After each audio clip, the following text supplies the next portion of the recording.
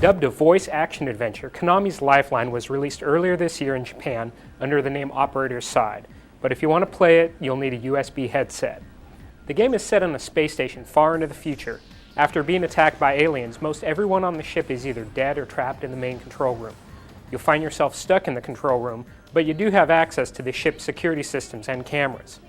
You soon discover a lone survivor, a woman by the name of Rio, who's trapped in a holding cell.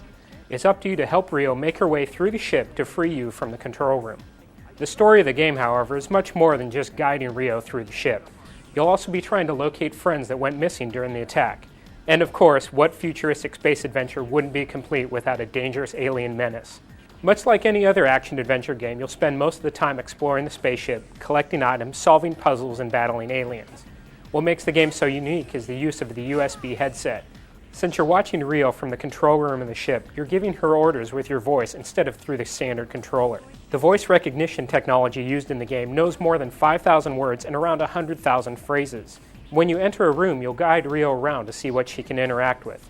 For example, if you come to a table with items on it, you have to help Rio identify them before you can tell her to check the notes or check the wine. It's a methodical process and it works pretty well. When you're exploring the ship, though, you won't have to rely just on Rio. Your ability to access systems on the space station will let you unlock some doors for her. In other cases, you'll have to work together. One puzzle requires you and Rio to read a phrase at the same time, while another simply requires you to do a bit of word association until she figures out which weapon she wants to make. Combat in the game is also controlled by your voice. You'll be able to issue orders to Rio 3 at a time, such as head, shoot, and reload, which tells Rio to target the head of a monster, fire, and then reload her weapon. The system works just fine for small groups of enemies, but it gets a little confusing when you're surrounded by more than 2 aliens at a time. Graphically, Lifeline's environments are detailed with a fittingly sterile look.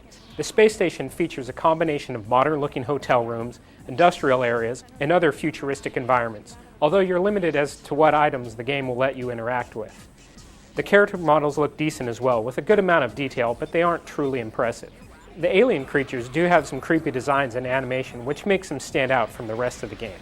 While Rio's voice acting is well done, the other characters you interact with remind you of the cheesy voice acting you might have heard in original PlayStation games.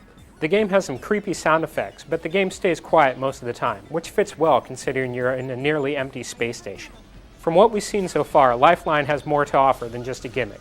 It's got a cool story, a creepy feel, and the voice recognition works well once you get the hang of it.